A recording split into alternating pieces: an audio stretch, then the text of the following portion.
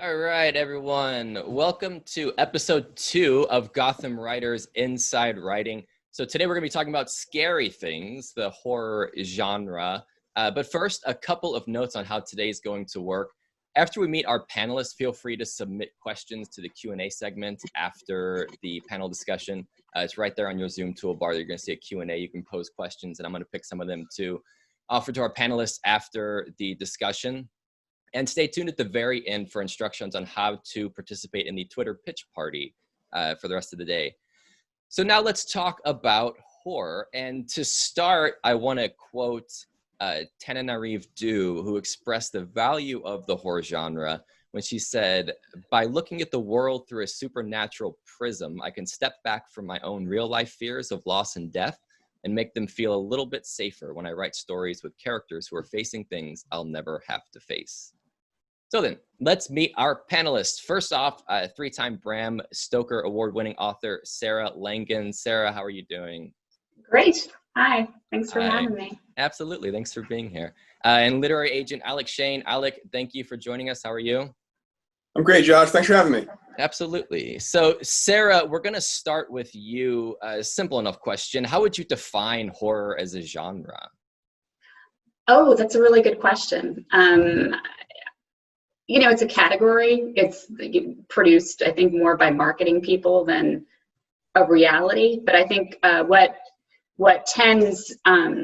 people tend to be drawn to about horror, and what I like about horror, is that it tries to show people what they should be afraid of instead of what they actually are afraid of. And those are two very different things. It's what horror does is it lifts the rock up to show the bugs underneath when done right. Gotcha. But that could be anything. It could be Shirley Jackson. It could be Jonathan Franzen. It depends on what kind of person you are. So that's my idea of horror. Alec, your thoughts? Yeah, no, it's a great way to put it. And I'll add to that analogy of lifting the rock up to show the bugs underneath. It also spends the entire time walking up to the rock, making you wonder what the hell is under that rock, and creating so many possibilities of the unknown and what it could be, what it couldn't be, to the point where you're more scared of what you've done to yourself thinking-wise and what's actually underneath that rock. And it's funny because horror has been maybe reclassified, or things that are being classified as horror are things I even wouldn't traditionally classify as horror. So it's kind of an ever-growing, ever-shifting definition. But it really is about showing us what we should be afraid of. And as Ms. Due, with that wonderful quote, ideally in horror, what your characters are going through, what the novel is touching on, is just physically impossible. And no matter how bad you have it, somebody out there has it worse. And horror kind of takes that to an extreme. Mm-hmm. So to go off that, Sarah, we're living in some pretty horrifying times as is.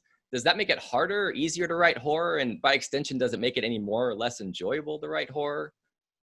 A lot of people have been frozen in their work, but when the shutdown started, I was like, oh, I have a story, and I wrote a short novel in the last month. It depends on your personality, what you've been through before, where you're coming from. I think this is a very specific semi-apocalypse that's happening. That's triggering people in all different kinds of ways. And, I'm sorry, everyone watching this right now. I'm sorry, I have a lot of compassion for what's happening, and it's awful. But how does horror stay relevant? I don't know. How does anything in life stay relevant? How does brushing your teeth stay relevant? You just do it. It's the rituals of living. It's part of being alive. What I'm interested in right now is I feel like so many people have been raised on shitty films and crappy horror, and are contextualizing what's happening by that.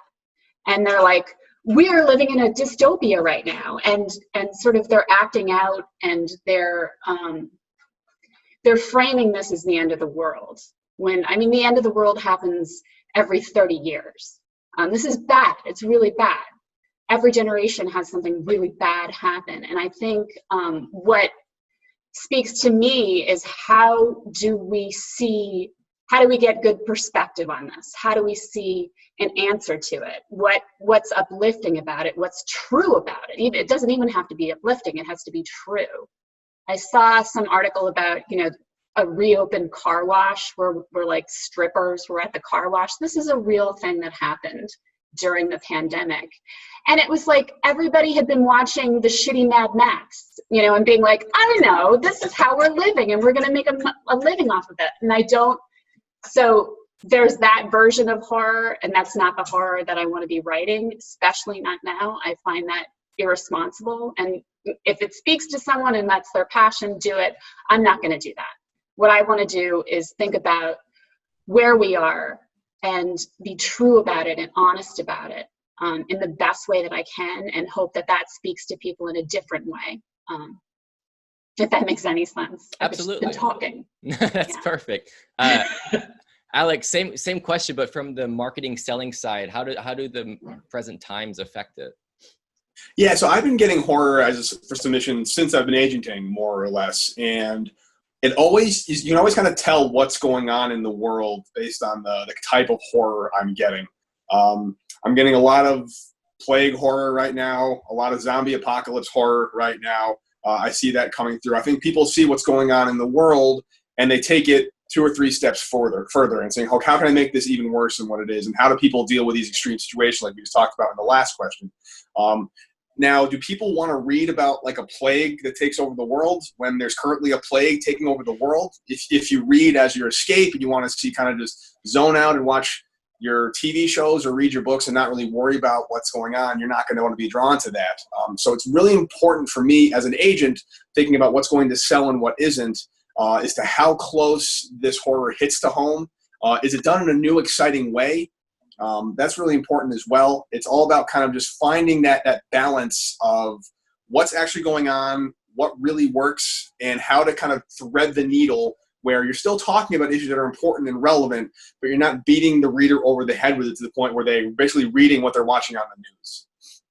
I think you're in a tricky position because I don't think anybody knows what's happening, Alec. No. So I think it's like, what will sell? What are people going to read? What's going to happen tomorrow? Are we going to have free elections? Like, I don't know. Yeah, no, I mean, I get a lot of questions like, what's the state of publishing right now, given the pandemic? And publishing has such a long lead time.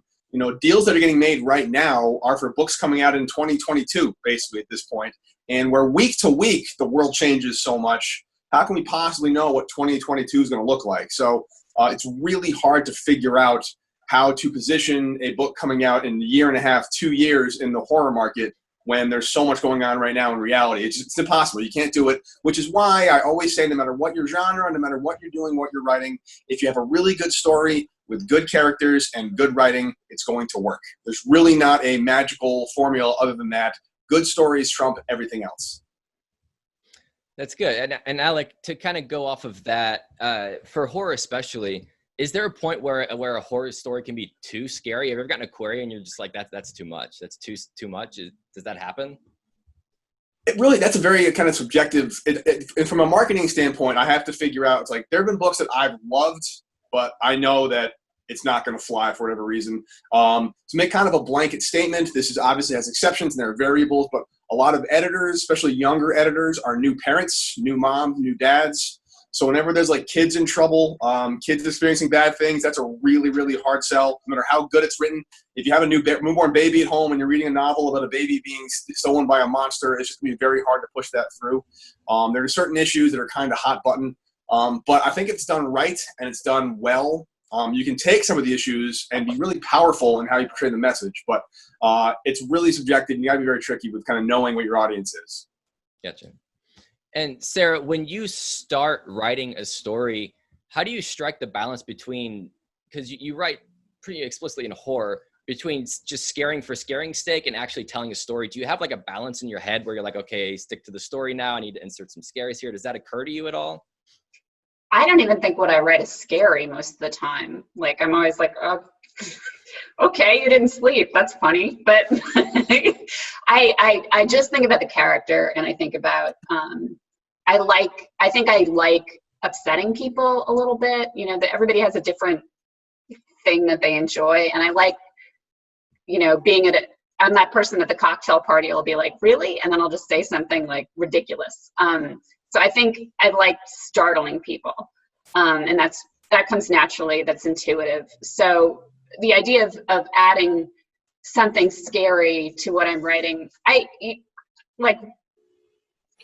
I'm just trying to tell the most honest story, but I also think from a marketing perspective, like Alec can probably speak more to this, but publishers don't really like that anyway. They don't like the scares added, unless you're talking about the small, specifically horror press.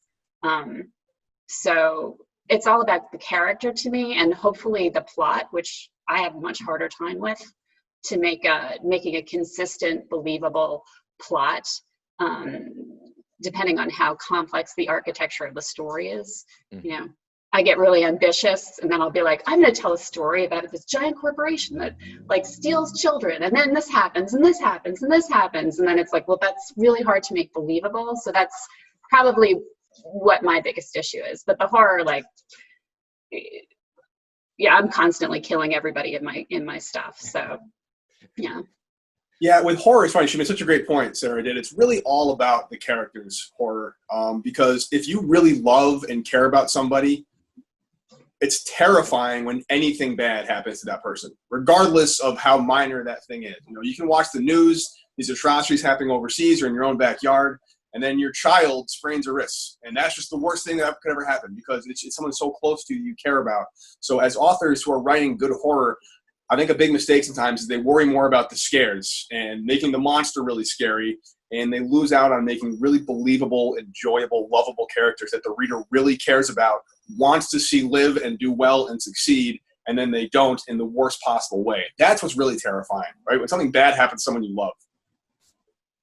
And to kind of follow up on that, Alec, with fear being so subjective, kind of like humor, how does that affect your decision-making when you're deciding a book to represent? Like, do you just focus on the characters, don't even worry about the scares, or does it have to personally scare you, or how does that work? Yeah, I mean, obviously the first question is, can I sell this? You know, I've read books that I've absolutely loved, really enjoyed. I know I probably can't position them in the market, so I don't make any money as an agent unless the book sells. So it's very important I'm selective in what I take on and what I don't. For me, it's really all about kind of freshness of the concept. You know, we've all seen zombies and vampires and demons and werewolves and satanic rituals. Like, those things have all been done before. And if you want to approach one of those tropes, that's fine. But what's your new, fresh way in? What's something I haven't read before? What's a way I haven't looked at a certain situation before? If it's really fresh and new, there are so many monsters out there from different cultures, different ethnicities, different backgrounds that are totally unexplored. So I wanted something new and fresh and original in that space. And I want something that where the scares, as Sarah said, they're not kind of in my face. If I wanted an in-my-face horror, I'll watch an 80s slasher movie. You know, those are great. They serve their purpose very well, but the really subtle, kind of slow burn scares what I'm looking for. I think it's what publishers are looking for too, because most reading experiences, you read in a couple hours if you're very fast, a couple days if you're not so fast, a couple weeks if you're a slow reader. And so to have those kind of scares, sustain throughout the course of the reading process, it's got to be kind of very subtle and deep, meaningful scare that way. I think to piggyback on that, as you were talking, Alex, I feel like no story is new. You know, there's nothing I've written that hasn't been told before. Yep. The idea is to tell it your story from your perspective in the most honest way that you can, and I think that's really hard. I mean, it's so much easier to tell a story about a character who has less flaws or is, you know, more likable, but to tell the story about a character with more flaws but is somehow also likable for those flaws, the more deep you go into the story, the more you kind of constantly interrogate yourself, like, would this really happen? Would these characters really do this? Would this room really look like this? Would the world really look like this? Would the government really act like this? And the closer you get to the truth of that, I think the more unique the story is, even though it's the same story we've been telling for thousands of years, because it's right now, it's by you, and that's what makes it, even though it's specific, that's what makes it completely universal. So Sarah, to go back to something you'd mentioned earlier, how you enjoy making people feel uncomfortable do you ever get scared by your own writing, or do you said you don't see it as scary yourself? It's already stuff I'm working on, and thinking about. So, no, I get,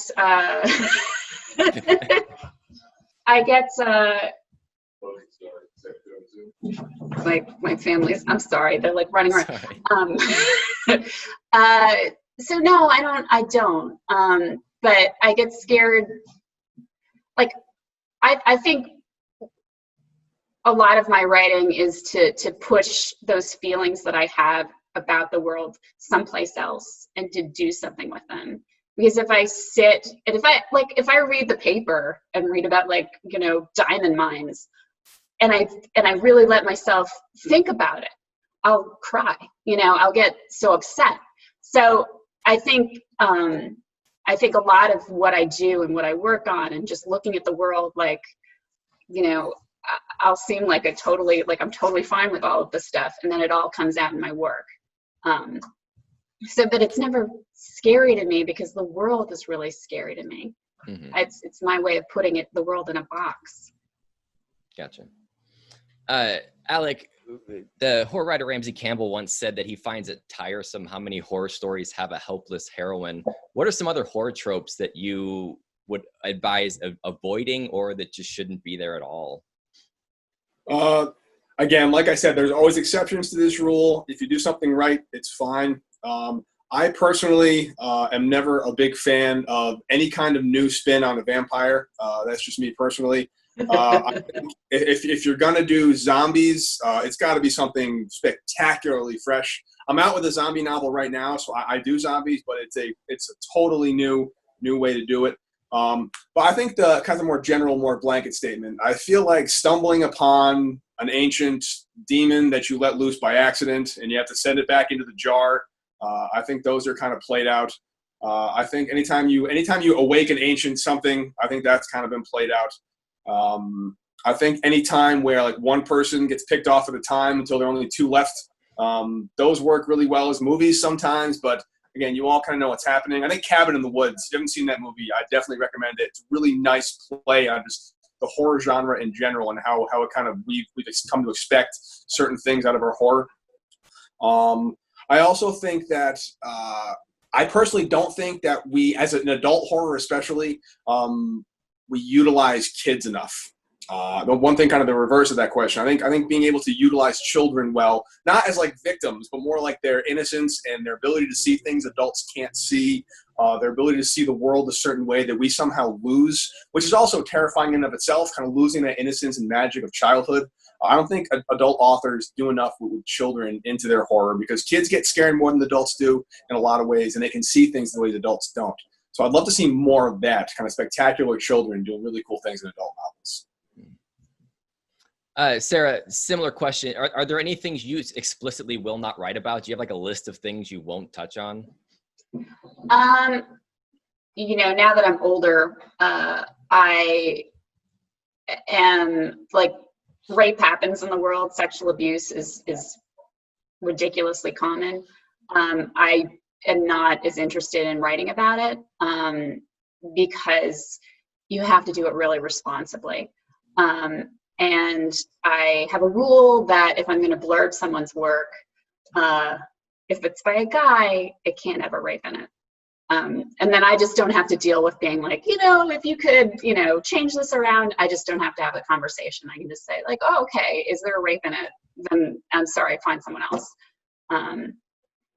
But anything else, I kill kids, I kill pets. Alec, I don't know if but they get upset when you kill pets, editors. Yeah. I have been rejected. They're you killed a dog. And I'm I kill a dog in everything. I always kill dogs. So they hate that. I always thought it was against the rules to kill dogs. And then I started seeing it more and more. And I thought, I guess the rule's over now. Why? I don't get it. Yeah, I think if you want to kill the dog, you can kill the dog. But don't kill the dogs. I'm going to show these readers, I'm going to kill the dog. That'll get them, right? Sometimes you can. It's like the I guess the book equivalent, the jump scare in a movie. It's kind of cheap and not very well thought out, but if it's done right, it can be very powerful. So, Alec, horror it had its heyday in the 80s and the 90s, but it's kind of dropped off since then.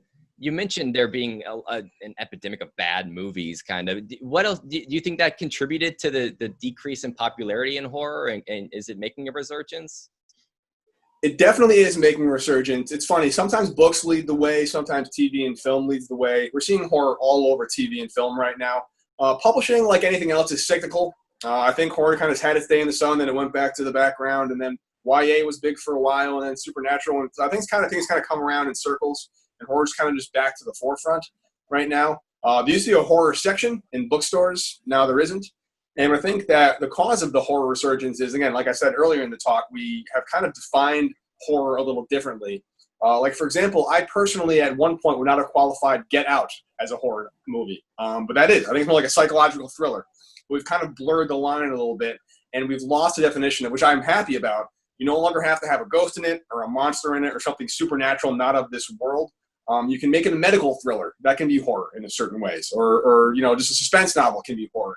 So by tweaking what we consider horror and kind of broadening the definition a little bit, it's allowed horror in its truest sense, like true genre horror, to get a place at the table again and kind of sneak back into the conversation. And Sarah, I assume you do some horror reading of your own. What kind of, what horror do you gravitate towards? You know what? I've been doing so much reading in in women's lit the last or poppy women's fiction in the last 2 years, because that's where my stuff is getting some traction. But let me think. I love Megan Abbott. I know you wouldn't traditionally consider her horror, but she's pretty dark. And I just finished Strangers on a Train, which I had never I'd seen, but I'd never read, and it's spectacular. The psychology is amazing, and it's so funny. I had no idea it was so funny. I love Paul Tremblay. I love, my contemporaries. I read them all the time. So those are some. Gotcha. And Alec, I wanted to follow up some modern horror readers that you feel like all aspiring horror writers should read. Oh, man, it's a good question. I know we all know who Stephen King is, obviously, so I'm not going to waste your time with him. Paul Tremblay is fantastic. Brian Keene is a very good writer. Gabino Iglesias is fantastic. Tenere Du is wonderful. Joe Hill, I'm a big fan of his work. There's a lot of indie presses that do really good work, like Bloodbound Books and Sinister Grin Press. Raw Dog Screaming Press is a lot of horror poetry. Lisa Morton is fantastic. Anything edited by Ellen Datlow. Ellen Datlow is an anthologist. She works for Tor, and she puts together these anthologies of established horror authors coupled with newer horror authors looking to break out. So anytime you see the name Ellen Datlow in any kind of anthology, definitely pick it up. You get some good established names and folks you never heard of as well. And is there anything you wish there was more of in modern horror? Maybe stuff from the past that you wish would come back more? I'd love to see, there are all kinds of legends and monsters and creatures from cultures I don't know about. I'd love to learn about them and their mythologies. I'd love to see more like female evil people. I feel like the serial killer is always a guy, or like the monster is always a male. I'd love like a female version of whatever the bad thing men have. Women can be evil too. It's not just us men. We just do it more than women do, obviously, but women are also evil. Let's see a female serial killer. And again, I'd love to see more about kind of, like I talked about already, but just like kids who end up saving the day in an adult novel. I'd love to see that. And Sarah, I want to shift gears here a bit. Going back to your first two books, according to Publishers Marketplace, one was pitched as in the vein of Carrie, and the one was pitched as in the fashion of Rosemary's Baby. Did you come up with those comparisons, or was that something you sort of worked with your agent on? I did. Yeah. Sometimes you help out with that. Yeah. I think, actually, no, my first agent said it was like Carrie, because it was Stephen King's first book and my first book. And it had a lot to do with feminine rage, which is kind of a theme in everything that I do. And then Rosemary's Baby, I just, that was probably more my idea. But I'm a huge Ira Levin fan and Polanski, because they're great. Gotcha. Yeah. Alec, in horror, specifically, but in general, how important are comparable titles like that, being able to express what your book is about by comparing it to something else? Yeah, it's definitely something you have to factor in. You don't want to overshoot it. I get a lot of Harry Potter meets Twilight kind of things. You don't want to set yourself in that kind of tier. But knowing your contemporaries, knowing the people who are writing in the area you write, if you want to walk to a bookstore, you see your book next to the shelf. On this side is this author, on this side is this author. Knowing where your book would fit in is really important, because every editor has to take your book to their sales and marketing team. And the sales and marketing team has to be able to see a market for this book. They have to see a place on the bookshelf for it, an audience for it, and having comp titles helps them get through, because I can't even tell you how many times I've had an editor take a book to acquisitions and the sales team's like, I can't see it. So having the right comp titles helps. It's not the be all end all, and usually you work with your agent to come up with those comp titles. But when you're pitching to agents, definitely know what books you want to compare it to. Make sure there are some older books, definitely some newer books. Keep reading in your genre, being up to speed on who's writing what, who's reading what, because it can only help your cause. So, Sarah, I have to ask, and there's going to be a point to this question, so bear with me for a second, but you published your first horror story while at school in Maine, and the Maine thread kind of factors into your books as well, and Stephen King got his beginning, and many of his stories are set in Maine. Is there something horrifying about Maine? Maybe. For me, I think this is just a personal thing. When I was a kid, we went on vacation to Maine when I was 4, and it was when I decided I wanted to be a writer, and I never changed my mind about that. I was like, I like this place. I want to move back here, and I'll be a writer here. And so when I went to college, I applied there, and I also loved Stephen King. So there was a lot of that too. But I think I wasn't ready to set anything from where I actually come from for my first few books. So it was that too. But what about Maine? Maine's interesting. It's a much slower economy, and you can see the paper mills. And it's also a really educated population who at the same time happen to have pretty low incomes. So there's a lot going on under the hood there. So was it the setting that inspired you to be a writer? 'Cause I just find that to be an interesting impulse that you went to this place and decided you were going to be a writer. What was it? I don't know, Moosehead Lake, Maine. I remember it clearly. I was 4. I was at Moosehead Lake, Maine. It was like fresh water. I was like, you could drink this water? I'm from Long Island. That doesn't happen. And I was like, and I will live here, and I know I want to be a writer. And I don't know. And I never changed my mind on that. That was it. I have no idea. Gotcha. And Alec, to kind of piggyback on that, with the setting there, and with someone like Anne Rice, who set a lot of her stories in New Orleans, how important is setting? Obviously, it's important to any story, but do you find it to be particularly important for horror? I mean, it's always good to have a good setting, but I always answer this question is one of my favorite television shows of all time takes place almost exclusively at a Scranton, Pennsylvania business park, The Office. If you've seen The Office or The Office fan, you cannot think of a more boring, mundane, useless setting than some cubicles in Scranton, Pennsylvania. But the writing is fantastic, and the characters are incredible, and the dynamic is amazing. And so that world becomes interesting. The Dunder Mifflin world is interesting because the characters and the setting are the characters and the writing is just so good. So setting can definitely help your situation, and maybe like epic fantasy, it matters a lot more. But you'd be amazed what you can do with good writing and good characters. The setting becomes alive as a result of who's living inside that setting. Mm-hmm. So, Sarah, to quote another horror writer, R.L. Stine, when asked what every horror story should have, he said fear, revulsion, surprise, and terror. Would you add anything to that list? I think honesty and let me think.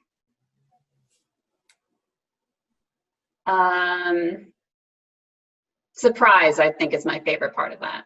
But yeah, sure. Alec, I've never read any R.L. Stine, but my kids have watched a couple. They're like, come sit down with me while I watch this Goosebumps. And I'm like, okay. And it doesn't scare you, of course, because nothing scares you. It doesn't scare them. They're like, it's funny, right? And I'm like, it is funny. They like The Shining, but yeah. Alec, kind of to go off that, is there anything that really good horror essentially must have? Just anything that springs to mind? You've mentioned character and plot, but is there anything like they just have to have? For me, at least, I think what the best horror always totally and perfectly toes the line between believable and unbelievable. I'm so glad you mentioned The Shining, Sarah. It's one of my all-time favorite books because we're still never 100% sure if that hotel was haunted or if Jack Torrance is just losing his mind. We think it's haunted, but we never 100% know for sure. And such a masterful job of kind of skirting that line back and forth and blurring that line so much where what we know, what we don't know kind of loses its meaning completely. And that's what's most terrifying. When we've kind of lost our own faith in what's going on and we're completely dependent on the author who we don't even like right now, who's crazy, guiding us into this madness that we can't go out of. So that horror that kind of really skirts that line well is what I'm really drawn to. So kind of a broad question here, but Sarah, what do you think the most challenging thing is about writing horror? Even though you've expressed that you don't really consider your stuff scary, what do you think the biggest challenges are? It's a little frustrating to write something from your heart that you think is pretty good, and the people around you are like, yeah, this is, I couldn't put it down. And it's like, oh, but it's horror. And horror doesn't sell. And there's a marketing issue with horror. That's my biggest frustration. Like, I will pull back sometimes because I'm like, this won't sell, and I don't like that. I love writing. I love writing anything. And I want to kill every dog. I want to kill every kid. I want to do whatever I want to do. But I guess that's the difference, the artist and the sales, the commercial aspect. You have to be both, or why are you doing it? Because you're never going to sell it. Mm-hmm. So that's probably my biggest issue. Alec, do you see that kind of thing do you still have trouble selling horror? You said it's coming back, but what are the challenges that you face there? Yeah, it's funny. So when I was earlier in my career, when horror wasn't as hot as it was right now, I'd still go out with horror novels. I just pitched them as like speculative thrillers or futuristic sci-fi. I just find some new stupid buzzword for them. Dystopian was really hot for a while, and now it wasn't anymore. No one wanted to touch dystopian, so you make something up. It's really a responsibility of the agent and the editor and the sales team to position a book in a way that's not going to kind of get caught up in that. But again, like I said, a good book's a good book, and that's all that's really going to matter. I have had scenarios where it's a little too much horror, but we mentioned Carrie earlier. Carrie was Stephen King's first book. That was an adult horror novel. That's about a telekinetic teen who goes ham on the mean girls at the prom. That's a YA novel right there. That's about as YA gets, but that wasn't a thing back then. So it was pitched as horror. It's really all about taking the story, loving the story, and then finding a way in using different buzzwords, different catchphrases, different ways to pitch it so it's not going to get pigeonholed. So I want to just get a quick answer from you both of what your biggest fear is, and if you've ever encountered that in a horror story. So let's start with you, Sarah, since nothing scares you. Okay, I have one thing. I'm like asthmatic, so scuba diving. Like, I've never done it. When people do it, I'm like, oh, Jesus, God, no. I'm being trapped underwater and pushed down is like a weird fear I have. And then I guess that's it. Have you ever life scares me, like reading the newspaper and like inequity and inequality, and actually like sitting with that and thinking about things that are really happening. Have you ever read a story that's made you face the fear, especially of scuba diving? Because I feel like that's such a specific thing. No, that's like the only thing that I'd be like, no, I can't. Alec, what about you? The easy answer is very large spiders. I'm not a huge spider guy. I don't know how well a spider novel would work, but more in general, I've never been really, really tested in terms of like my life's on the line, something awful's happening to my family. How would I react if the shit hit the fan? Like, what would I do? Some people, they cower, some people, they step up, and like you can't really ever know for sure how you'll react until you're actually in there and you're experiencing it. So any kind of like survival horror, like Off Season by Jack Ketchum, I absolutely love. It's just like these people on vacation, bad things happen to them, and they have to react. And it's not knowing how I would rise or if I would rise to the occasion will always be a fear of mine. And so reading about people who do well, who are able to step up, even its most unlikely, frail characters or people with issues or whatever it is that kind of shed all of that, and they're dominant when it matters. I'm always drawn to stories like that. All right, so I want to skip over to some audience questions. We've got some good questions coming in here. First one, let's start with Alec. Do you think the label of horror as opposed to dark fantasy appeals to a different readership? Yes, it may not be fair, but I think fantasy of a very specific kind of book, and magic and definitely supernatural, maybe other worlds, other kingdoms, whatnot. I think fantasy is of that ilk, where horror can be much more grounded in this reality. They definitely use some crossover, of course, but fantasy is fantasy and horror is horror, and there's some things that are drawn to fantasy that I wouldn't be into. Gotcha. And Sarah, are you into dark fantasy? Is that something that you would qualify as horror, or no? It's all distinctions. Like if it's a good book and then I'll like it. And if it's if it's just hitting the genre notes, I don't really want to bother with it, regardless of how you would categorize it. Mm-hmm. So to kind of piggyback on that, we have another question. Do you consider particularly unsettling speculative fiction, for example, The Handmaid's Tale? Does that skew more sci-fi or horror? And how does that matter, or does the classification, is it just a marketing strategy? So I think Alec will direct that question to you. Yeah, I mean, The Handmaid's Tale is horrific. I'm not sure I would classify it as horror. You can make the case for it, but if I was going to pitch The Handmaid's Tale, I would not pitch it as a horror novel. I think it's more just I guess like an alternate reality thriller. There's a lot of ways you can do it. But again, I think there are still, maybe it's getting better and better, but I think if you think words like horror, fantasy, sci-fi, thriller, I mean, you've got these kind of immediate tropes you think of in your head. You think serial killers, monsters, space, witches and orcs and wizards, right? You kind of have these ingrained theories of what each genre is. So being able to kind of know where to stick is important. Gotcha. And you kind of want to look at where Atwood started too, though. I mean, I think it was the Edible Woman was her first book, maybe something. And it started, I think an author's career kind of also shows how they get categorized. So that was never going to be considered horror, because she started with sort of a feminist magical realism, and it just sort of evolved into slightly science fiction. But would I call it horror? Yeah, I love it, and it's totally horror to me, and that's what I look for when I want to be passionate about what I'm reading. Mm-hmm. So, Alec, just as a point of clarification, what are some of the most popular subgenres within horror? You've mentioned psychological thriller, that's kind of one, monster horror, that kind of stuff. Is there anything else that stands out as a predominant subgenre? There's straight genre horror. We all know what's going on there. A bunch of people lost in the woods, something's chasing them, that kind of thing. There's extreme horror, where they kind of flip the Saw variation of it, just kind of violence and splattering. Every splatter punk is pretty big over there. You don't want to be, in my personal opinion, I'd shy away from extreme horror. You're never really going to find that in the mainstream. There is, I think, like medical thriller can be a horror very easily. Supernatural horror, psychological horror. You can put any adjective you want in front of horror, and you can make it horror. School horror, bar horror. It can be a whole thing. Climate horror. It can be a whole different subgenres. Gotcha. So we have a question here. I'll direct this one to Sarah.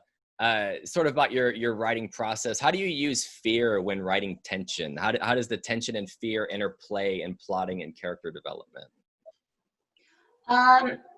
Okay, well, I'm usually trying to build something, and you'll come up with a draft and you'll figure out what happens. And so, you find out who's dead at the end. And then you go back and you sort of tweak and you go, well, this would be interesting if you have these two characters have this interaction, and now we know how it's going to end. And we know, you can switch things around and have some irony and play with things. So I think it's a long process, but the fear is really about the audience or the reader hoping for something to happen and wanting it and playing with those expectations.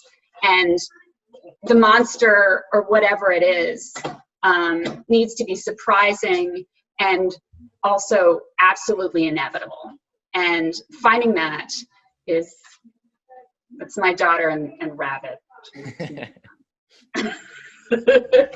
Oh, you okay? All right. I'm gonna do this for a little while. So that I think that inevitable surprise where the audience goes, oh, I was hoping this wouldn't happen. I was really hoping this wouldn't happen, and it's happening, and it's even what I didn't, but there's a new revelation here. That's what you're kind of hunting for. I think in writing horror, and I think in any kind of suspense or page turner. Gotcha. Alec, another question from the audience, but what point of view do you think works best to tell a story in horror? There's a lot about having a close perspective for horror. Do you feel like that works best? My personal favorite horror novels all take place in the third person. I've read some wonderful, wonderful first-person horror novels, and first person is great because you're right inside the character's head. You're experiencing it alongside with them. Some first-person present can work really well in horror. There's a lot of urgency there. But again, I don't think that really matters that much. It's all about the story. And I think there are certain scenarios that lend itself better to first person versus third person. I'd stay in second person. I feel like second person is a really tough job. Like you're doing this, you're doing that. That's a really tough row to hoe. Can be done well, but you got to be really, really adept at it. I think it really is dependent, though, on the kind of overall plot, settings, and scenario, whether it lends itself better to being third person, kind of omniscient or limited, versus right there with its first person. And Sarah, from the writing perspective, do you always write from the same point of view? Do you take a conscious effort there, or you just kind of go with what feels best? Kind of go with what feels best, but then sometimes the story opens up and you realize, oh, I can't write in first person because I need to show these different things. So it's got to be omniscient. And I'm either omniscient or first person are my favorites. But I wanted to add, I feel like there are certain things that writers can do if they haven't, published their first novels. And Alec, you know this much better than I do. But I feel like the tighter the story, the shorter and more personal the story for a first novel tends to be much more accessible. And then they can pick up more readers. And then with their second book, they can go a little bigger. I didn't do that, but I think it's not bad advice, if that makes any sense. Absolutely. I mean, like the first Harry Potter is 72,000 words. The seventh Harry Potter is like 180,000 words. You want to keep it short and tight. First off, it's great advice. Mm-hmm. So here's a character development question. We'll start with Alec on this one. Does a despicable character have to have redeeming characteristics? For example, Dexter kills people who have killed people. He is seeking vengeance. That makes him likable. How necessary is it that your despicable characters, your villains, have that redeeming quality? If your character's a villain, I don't necessarily need to have them have redeeming quality necessarily. If you have kind of like an anti-hero, like a Tony Soprano or a Dexter type character, yeah, there's got to be something there where you root for him and or her and you enjoy that character in some capacity. But again, I think that I personally love despicable characters. I really enjoy what they bring to the table, whether they're heroes or villains, whatever they are, because I can relate more. Maybe it says about me as a person, but I should relate more to despicable characters than I do these kind of good characters, because they kind of highlight and exacerbate and totally aggrandize my own flaws. There's got to be something about them that you root for in some capacity, even if it's like you're only rooting for may they someday find redemption and peace and happiness. There's got to be something that kind of emotionally ties you to that character. And Sarah, from the point of view of writing, do your villains often have that multiplicity, or are they always pretty straight, just despicable? No, I mean, they're more interesting when they have, they seem more real and they're more rich and they're not completely contemptible. But like bringing up Tony Soprano, I'm so done with anti-heroes, and I don't think I've ever liked them because I think they fetishize bad behavior and they make it seem sexy. And it's like, we're Americans, we can't help it. We're going to destroy the world. Like, but we're cool while we're doing it. I think there's it's a separate conversation.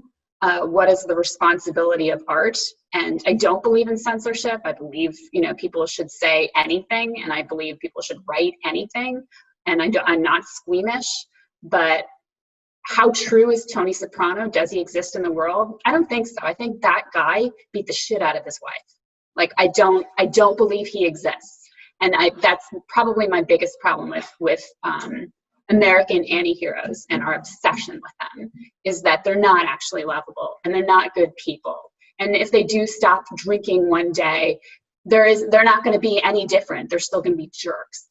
And I think the closer you get to truth and really interrogating what these characters are, the better the work is. I don't know how much more sellable it is. I mean, it's a different conversation. But I hate anti-heroes. I hate them. Alec, I got to ask then, are anti-heroes easy to sell, or does the publishing industry kind of not like them either? I think it depends. Dexter's got a great hook. It's an interesting hook. I don't think Tony Soprano would sell anymore because Tony Soprano already exists. He's out there. There's only going to be one of him. Again, like as Sarah said earlier in the conversation, there are no story that hasn't been told already. Everyone's already done it before. So what is it about your anti-hero or your character or your whatever it is that brings something different to the table? Is your cop who drinks and is estranged from his family and finds a dead hooker on the side of the road, what makes that cop different from every other cop that's out there in crime fiction, for example? There's got to be something new and unique and endearing that makes your character and your things stand out. Mm-hmm. So here's a good question that we haven't touched on at all. Sarah, we'll start with you. Do you have any tips or observances from published works on utilizing humor alongside horror without losing the creepy aspect or the unsettling aspect? Well, I think the best horror is funny. First off, it helps with the pacing. You can't have a one-note frightening thing the whole way. Not only because it's exhausting as a read and you just get sick of it, you get annoyed, but also because it's literally not true. Like, any human being will find a way. Like, I remember, like, on 9/11, trapped in a building with dust everywhere, cracking jokes, like, because I didn't know what to do. You'd make jokes. That's what you do in scary real life situations. So give me 10 minutes, okay? Whatever it is. Okay, sorry. Remember, have you read Practical Demon Keeping, Christopher Moore? I think that was my introduction to like funny horror, but Christopher Moore does funny horror. And I think pretty much anything that's good is funny. Stephen King's always funny. Patricia Highsmith is funny. So, they're all funny if they're good. If they're like just sad the whole way through, I have a hard time with it. Alec, do you have a particular affinity towards humor in horror, or no? Yeah, I mean, you kind of have to have it at some point, just for your own sanity. If you're just like terrified on your edge of your seat the entire time, there's nowhere to go. You're just kind of plateauing at this level of tension, even if it's only going up. Just the comic relief or the moments that are of levity, they make it more human and more real. Everyone cracks jokes during crises. It's kind of how we deal with certain trauma, just the way it is. That makes it more human and more real. And then when the horror starts up again, you start to let your guard down, then you're right back up into it again. So it really makes it a lot more meaningful on the other side of it. Mm-hmm. So another character development question. So Sarah, I'll start with you. When creating a multifaceted character, what are some important things to remember? And you get a PS, they like the rabbit. Oh, good. I think you start out with what they're doing. We can come show one more time. That's the other daughter.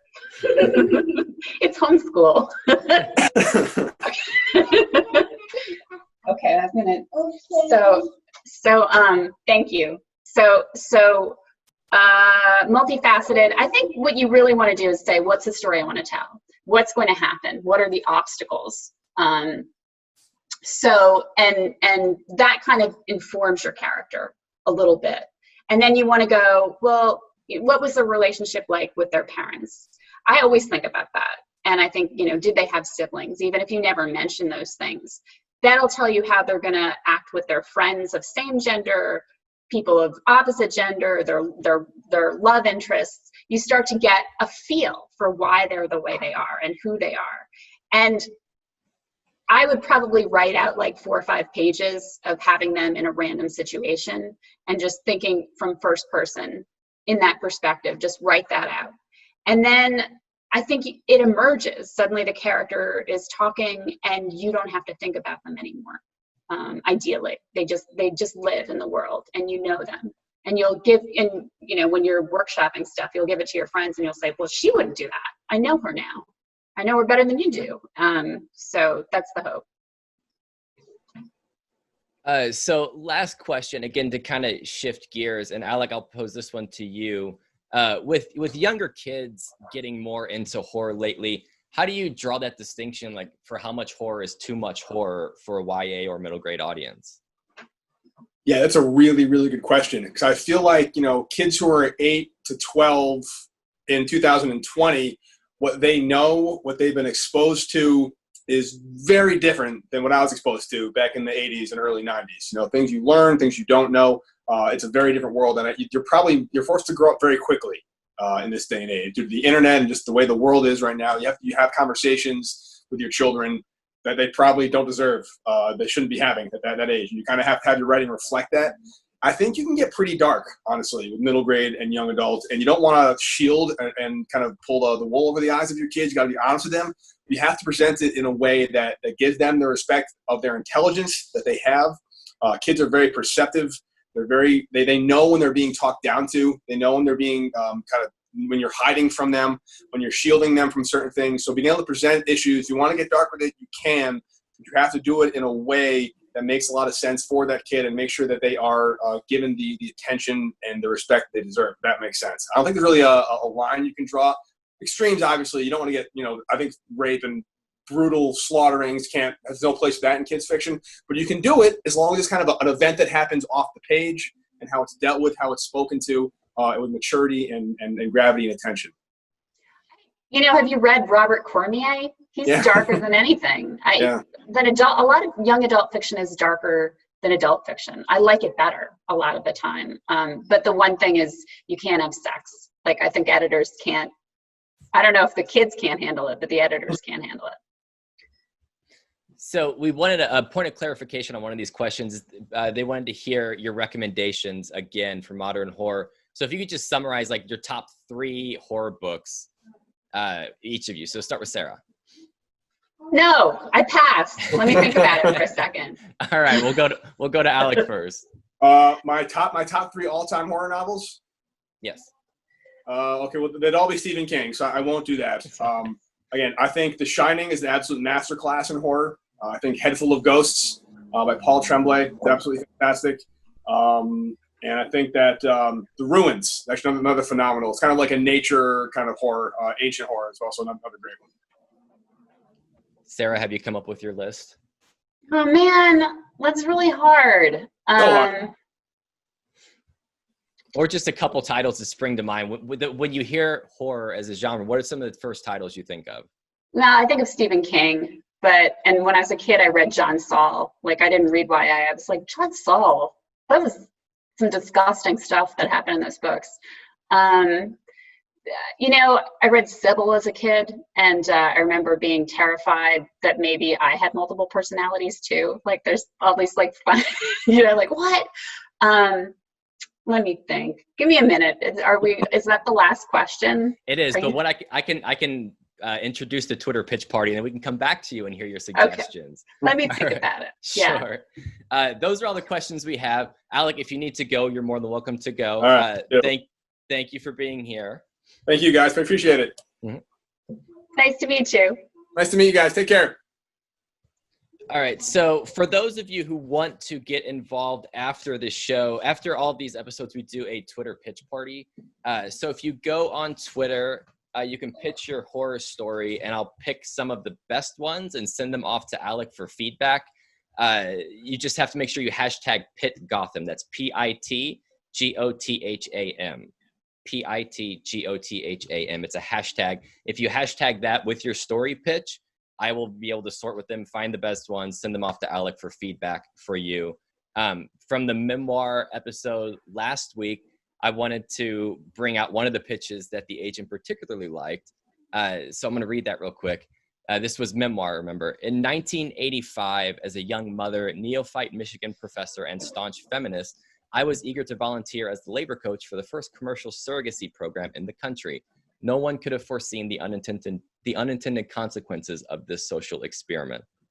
So just to give you an example of what that pitch was like, how to craft a good pitch. And there are a lot of pitch parties on Twitter if you want to go see how that works as well. So again, you can go until the end of the day today, #PitGotham, PITGOTHAM.